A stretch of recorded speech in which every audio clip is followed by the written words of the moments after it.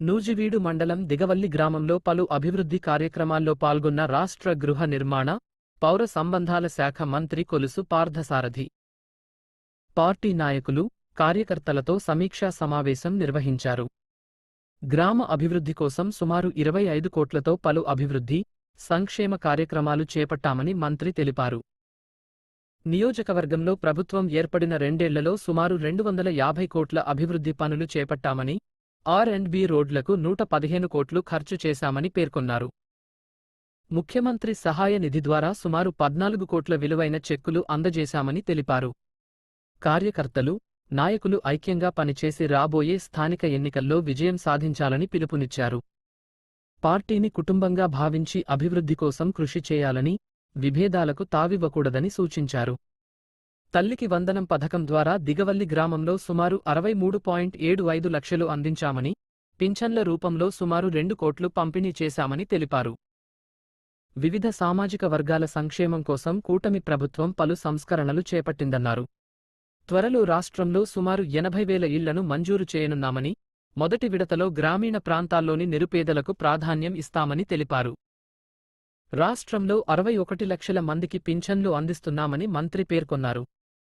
అభివృద్ధి, సంక్షేమమే ప్రభుత్వ లక్ష్యమని, రాబోయే ఎన్నికల్లో ప్రతి గ్రామంలో తెలుగుదేశం పార్టీ విజయం సాధించేలా నాయకులు, కార్యకర్తలు పనిచేయాలని కోరారు.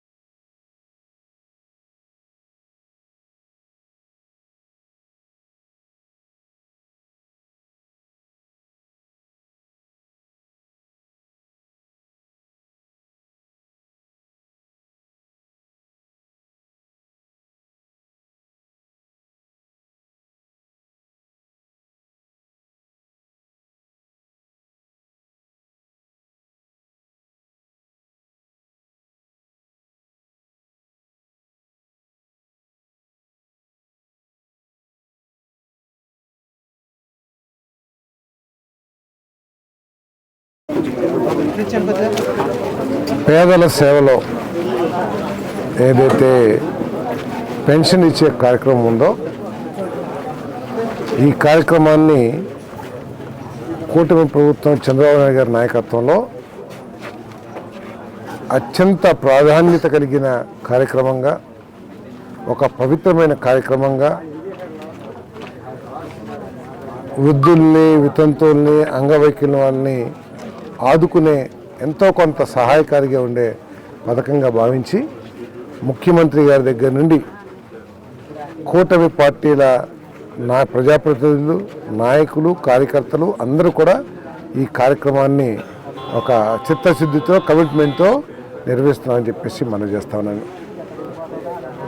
దేశంలో ఆంధ్రప్రదేశ్ కంటే ఆర్థికంగా బలమైన రాష్ట్రాలు ఎక్కువగా ఉన్నాయి.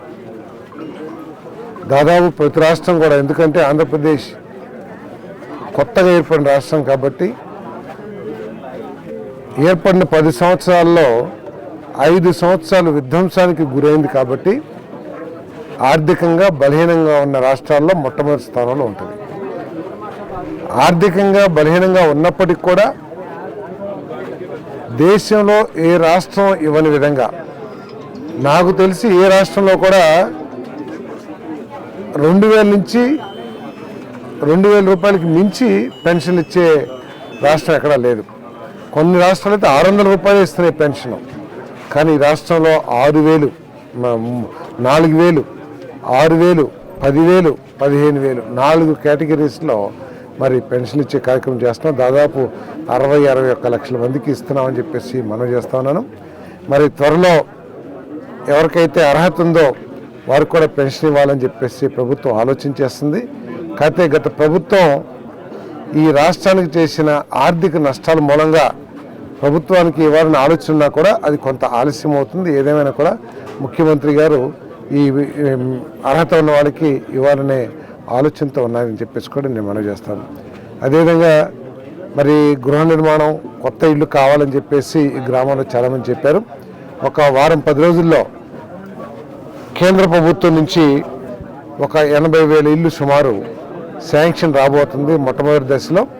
అవన్నీ కూడా గ్రామీణ వాతావరణం ఉన్న గ్రామీణ ప్రాంతాలున్న ఎక్కువగా గ్రామీణ ప్రాంతాలున్న కాన్స్టిట్యున్సీలకి ఎక్కువగా ఇవ్వాలని చెప్పేసి, పంపిణీ చేయాలని చెప్పేసి, డిస్ట్రిబ్యూట్ చేయాలని చెప్పేసి నిర్ణయం తీసుకున్నాం.